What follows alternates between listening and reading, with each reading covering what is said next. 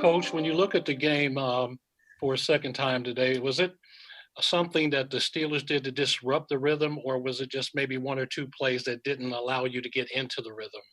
Yeah, you look at early in the game, we had a false start on the first play of the game. We had a holding call on second two that put us in second long. And what you got to do against those guys is stay out of those third and long situations. I think we had maybe 4 or 5 third downs that were under third and 8. And that's not how you want to play against a really good defense. So again, we started fast on defense. To be quite honest with you, we had the turnover on special teams, and then we started really slow on offense in that first quarter, and that really set us back on the road against a good team. Thank you. Zach, any updates on Joe Mixon and his availability for this week? No, not yet. I don't expect to have one, in time for this press conference, but we'll see here these next couple of days.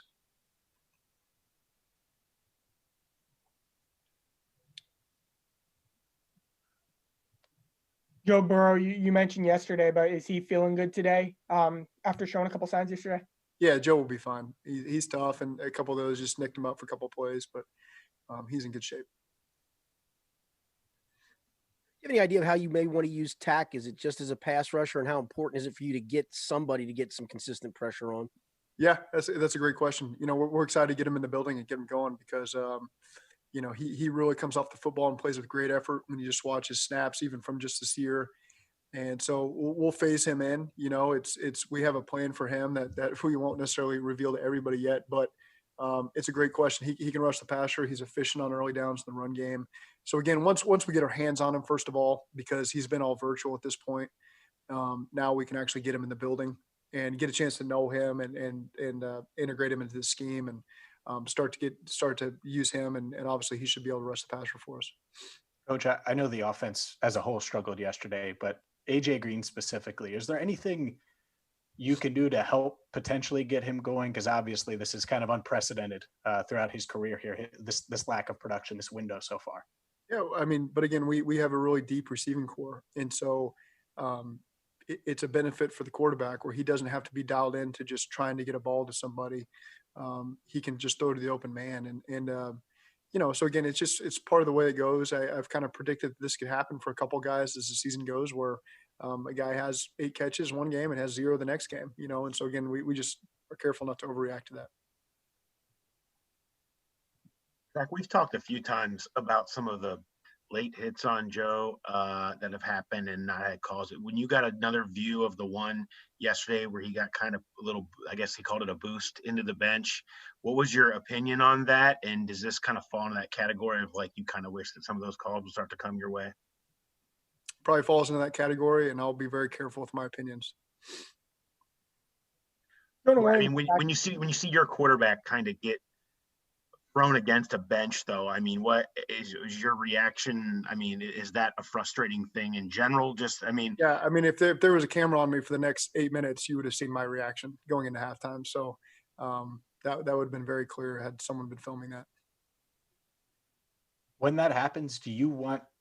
Obviously, you don't want to get penalized or anything like that, but do you want your guys to almost stand up for Joe? We have to be smart in the moment. We still have another play to play there right before the half. And, it's hard for them to see in that moment.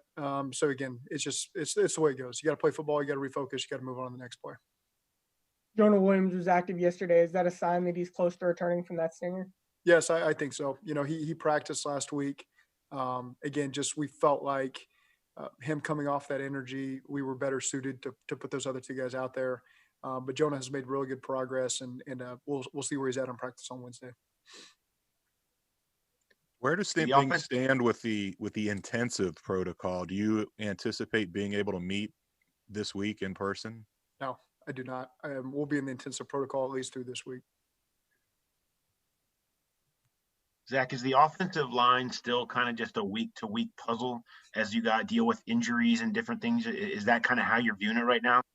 It is. We got to see where people are coming back. You get good play from guys who are spot starting there, and really if you look at that thing in a nutshell and you just watch each play, those guys in front did a great job. We had some efficient runs. They really did a great job moving the line of scrimmage. they won a couple downs against us. They do that. They're a good defense. I thought in pass protection, really, it's the first the only two hits really in the first half were 3rd and 12 sack where the play got extended a little longer than normal. And they gave up some late pressure. And then the one, on the ball on the 35-yard line right before halftime, that one was one that we got to avoid. That was a clear sack. But and then we started throwing the ball a little bit more at the end of the third quarter, fourth quarter, and they got a couple hits there. But I thought overall those guys did a great job targeting, winning some one-on-ones, and gave us a chance to be able to do the things we need to do to win the game up front. Like when you're fitting that puzzle together, how do you maybe when you decide, all right, these are the 5 guys, let's try to roll with them? I mean, because it can obviously it seems like it kind of changes probably for you a Thursday to a Friday to a Sunday. It has. It certainly has been that late. You don't want to go that. You want to do it before you start practicing on Wednesday so you can communicate to the guys. They can get settled in their position. But, that was late in the week. We had to make some adjustments there, and Hakeem and Quentin did a great job handling it. Coach, do you anticipate getting some assistant coaches back from what that you lost Sunday? It's a minimum 5 days when you're high risk, close contact. You travel on planes, buses, that factors into it a little bit. So it's a minimum of 5 days for some of those people. Coach, what was the mood like with them? Maybe after the game, you get a chance to talk to them. I'm sure they lamented the fact they couldn't be there to support you. Yeah, that's an understatement. But again, it's just part of the adversity, the part of 2020, right? You guys all deal with it. We deal with it. Just got to make the most of it and make the adjustments that we can make and just move forward. Thanks. Zach, you said yesterday you can't let Pittsburgh beat you twice. Yeah. What did you mean by that? Well, we didn't play good enough football in any phase to win that football game. And you can't spend all week talking about it and being pissed off at yourself about things you did. You got to move on from it quickly because we got a good football team in Washington coming up next week. They're getting better every week they play. And so you just got to put this thing to bed and move on and focus on Washington. When you lose a divisional game on the road and you're mad because that's not the way you envision it happening, you just can't dwell on it too long and let it extend to the week, and then you lose focus on what's important. That's the next football game. Zach, how important is this stretch now? You've got a lot of games against teams that are similar to y'all. How important is it for y'all to kind of gain as much momentum as you can and pick up some victories as you kind of push towards 2021? It's important. We need to win football games. And I don't worry too much about what's going on after Washington. I've seen the schedule, obviously, at the beginning of the season, but our focus is 100% on Washington, winning a road game. And so, again, we'll focus on the other stuff. But this week, we got to focus on beating Washington. But in terms of what you're trying to build moving forward in terms of the whole franchise, I mean, how important is it to pick up a few more victories and close the season on a strong note? It's important just to get this next victory and then build off that momentum. We felt like we'd made some after we beat Tennessee, and then we didn't play our best yesterday. So we got to hit the reset button there, just in that way, just meaning put that game behind us. That's all I mean by that, and refocus. And our guys again have always had a great approach, and they'll be focused and ready to go on Sunday. With the coaches, going back to them, the ones in protocol, can they run meetings over Zoom? They just can't be present in the facility? Correct. And we can't have any in-person meetings anyway. So it's not all that different than what they'd be doing at the facility. They can't be at practice. It might sound crazy or odd, but is it almost more of a hurdle to not have those guys at practice than it is to not have them on game day? It's important to have them at both, ultimately, if you could. There's adjustments that need to be made during the game. That's easy to communicate. Obviously with practice, they get a lot more individual time where they get to focus on their guys, their positions. So again, we're not the only team to deal with that. And we got a bunch of younger coaches too on that side of the ball that can step up and get an opportunity. And it's a great time to see them work as well.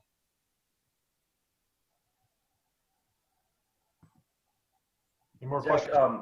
A few times this year after losses and disappointing games, Joe Burrow in his public comments has kind of fallen on the sword and taken it on him. Yesterday he said that if he didn't, quote, suck, that the team would have been in the game and had a chance to win.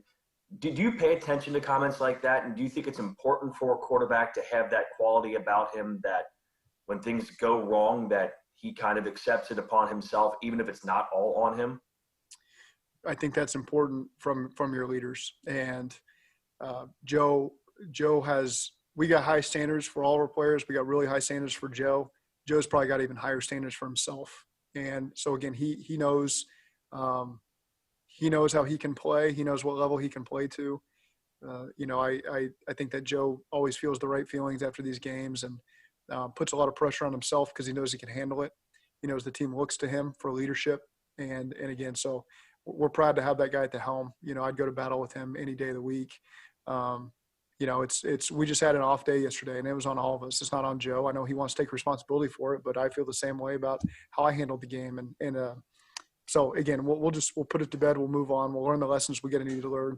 You always got to find something you can learn from some of these losses. We've had a lot of them. I hate saying that, but you do.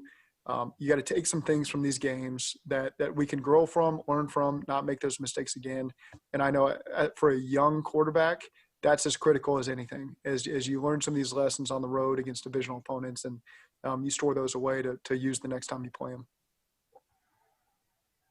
Zach, Joe's been pretty good in intermediate passing throughout the year. I think yesterday he was only 1 of 6, according to Next Gen. Is there anything that they did specifically to take away the middle of the field or those intermediate routes that y'all have been so successful with? They did a nice job. Sometimes we could have had a better call. Sometimes we could have made some contested catches. Sometimes we could have been more detailed with our routes, and sometimes we could have been more accurate with the throw. And so really it's I think about every third down checked each one of those boxes in a different way. And again, you're not going to beat a good football team when those are the reasons why you're not converting. One more minute with Coach. Any more questions? Zach, do you anticipate Gino being back in the mix yet, or do we not know yet? Yes, I do. We'll see where this week goes, but yeah, he's making good progress.